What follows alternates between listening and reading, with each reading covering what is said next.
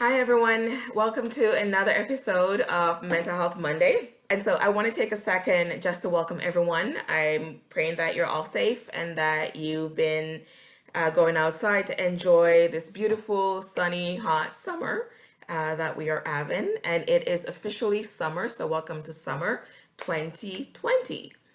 So I want to recap what we did in part one 2 weeks ago. So if you remember, our topic is stress and anxiety, and we talked about how stress and anxiety can weaken a person's devotion to God, their discipleship, and their inner peace. We talked about how stress and anxiety can cause a person to isolate him or herself from others. It can make the person binged or restrict food. It can cause can cause to sleep problems. And it's really not unheard of for a person to use drugs, alcohol, sex, or pornography to deal with stress and anxiety in their life. And so we talked about two strategies. And the first one was fellowship with God. And we talked about how when it comes to living a very purposeful and healthy and peaceful and really de-stressed life, it really requires us to be led by God and to also get comfort from Him. And so, during times of stress and anxiety, for a lot of people, their fellowship with God is the first thing to actually go to the wayside. And so, it's really important to reconnect with Him through prayer and fellowship, devotion, worship. Just to have those moments of silence with Him so that He's able to guide you and help you through those moments of stress and anxiety. And the second point that we talked about, that it was important for us to reconnect with and develop your passion. And so during times of stress and anxiety, life can feel especially burdensome. And, a lot of people may feel as if there's no hope, there's no passion, there's no joy in their lives. And so really it's important just to be able to reconnect something that gives you that refresh, that you can laugh and just be silly and have fun and be playful, and be a kid for a day, for instance. And so reconnecting, fellowshipping with God and reconnecting with and develop your passion were those 2 points that we talked about. So this week I'm going to give you 2 more points. And the first one is uncover and confront the source of the stress and anxiety. Now, this is going to require us to be somewhat vulnerable. The reason why I say vulnerable is because it's going to require you to look at yourself, look at your lifestyle, look at your choices, look at your behaviors, your emotions, right? Look at your environment to see what is going on in your life. And the reason why I say vulnerable is because by doing that, you may see things in your life that may disappoint you, that may anger you, that you may not like, that may actually make you feel more stressed and anxious. However, how can you address something if you're not really sure what it is that you are trying to address? And so it's really important to either do some self-evaluation, or you can get some help through therapy or through counseling in your church or through someone that you really love and trust to help you uncover and to be able to take steps to confront the stress and the anxiety. So that's the first point from this week. And the second point is the fellowship with others. And so this is really key, because as I mentioned, stress and anxiety can feel so isolating. And because it feels isolating, it can make you feel as if no one could possibly understand what it is that you're going through, right? No one could possibly understand the level or the intensity or the frequency of those stressors and that anxiety. And so even though in the moment it may feel that the best thing that you need is to isolate yourself, it is really not what you need, right? You need to be around people. You need to be around others who can help to expand and help you understand and see that they are alternative to living in stress and anxiety. Now, in fellowshipping with others, a key thing is to be mindful of who you're fellowshipping with. It's okay to fellowship with others who may be experiencing stress and anxiety. However, it's important that you're all sharing that same goal of wanting to get out of that stress and anxiety. So if fellowshipping with others mean being part of a group where you talk about how to manage and deal with stress and anxiety, that's a healthy fellowship. because there's a common goal of getting beyond the stress and anxiety.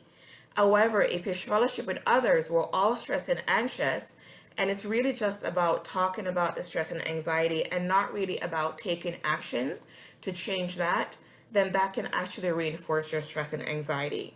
And so fellowship with others is something that you really have to be conscious of, and to really, really be selective of who you are fellowshipping with. So a recap of the 4 steps that we talked about in total around strategies to help to manage stress and anxiety. So the first one is fellowship with God.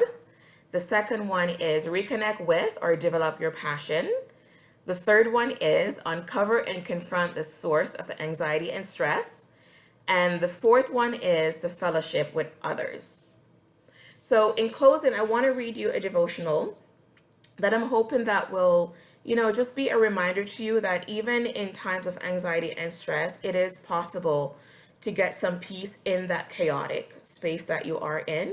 And the key really is going to be what you choose to do in your relationship with God. And so this is something that I'm hoping that you will take to heart. It will be on the screen. So if you're someone who's visual like me, you can read as you listen.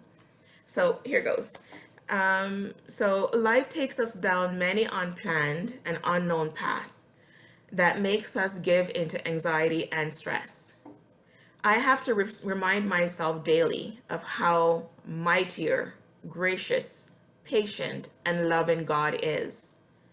These are daily reminders that encourage and comfort me when I feel overloaded and stressed. On other days, I had to choose to reach out to trusted, loving, and reliable people He put in my life, who remind me not to fear, and that no matter how bleak and scary things may look, God has been, is, and always will be with me through thick and thin. It's not easy to surrender and trust God, which is why I think it's a process. We have to choose to go through that process and understand that it will not be a smooth and straight path. With His help, we pick ourselves up each time and keep going. Because the alternative would be to stay stuck in anxiety and stress, which will affect your spiritual walk and your mental health. And so what I want you to get from that is that we live in a world where it's impossible not to feel anxious and stressed. That's something that we are not able to control when we live in a broken world. But what we can control is how we go about dealing with that stress and anxiety, what we do about it. And so what we control, for instance, is to choose to reconnect with God, choose to allow God to lead us, choose to remember that no matter where we are in life, God is in there with us. It may not feel that way sometimes, but He has always been there. Even when we believe that He wasn't, He is in there, and He will always be there. Because you know what? That is what a father does, right? And He is our Father. And I wanted to kind of put that in there because it is Father's Day weekend, and I really want you to remember that is what a loving father does. Like, He's with you through the thick and thin to help you and support you and guide you. And so I'm hoping that you will take some encouragement from that devotional to remember that stress and anxiety, they don't have to break you, right? And it's just to choose what you want to do about it. But action is required in order to get out of that stuck place of stress and anxiety.